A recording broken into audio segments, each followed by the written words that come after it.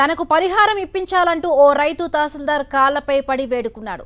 563వ జాతీయ రహదారి విస్తరణలో భాగంగా కరీంనగర్ జిల్లా ఇప్పలపల్లికి చెందిన రైతు వెంగళ శ్రీనివాస్ 23 గుంటల వ్యవసాయ భూమిని కోల్పోయాడు. ప్రభుత్వం అతనికి ఒక్కో గుంటకు 36,000 చొప్పున రూపాయలు పరిహారం చెల్లించింది. అయితే తనకు ఒక్కో గుంటకు 56,000 ఇవ్వాలని 2 ఏళ్లుగా అధికారుల చుట్టూ తిరుగుతున్నా పట్టించుకోలేదు. దీంతో శ్రీనివాస్ రోడ్డు నిర్మాణం జరుగుతున్న ప్రాంతానికి వెళ్లి పనులను అడ్డుకున్నాడు. సమాచారం అందుకున్న శంకరపట్నం తహసీల్దార్ భాస్కర్ అక్కడికి చేరుకోగానే ఆయన కాళ్లపై పడి పరిహారం ఇప్పించాలని వేడుకున్నాడు. తహసీల్దార్ నచ్చజెప్పినా వినకపోవడంతో పోలీసులు శ్రీనివాస్ను స్టేషన్కు తరలించారు. తనకు పరిహారం ఇప్పించాలంటూ ఓ రైతు తహసీల్దార్ కాళ్లపై పడి వేడుకున్నాడు.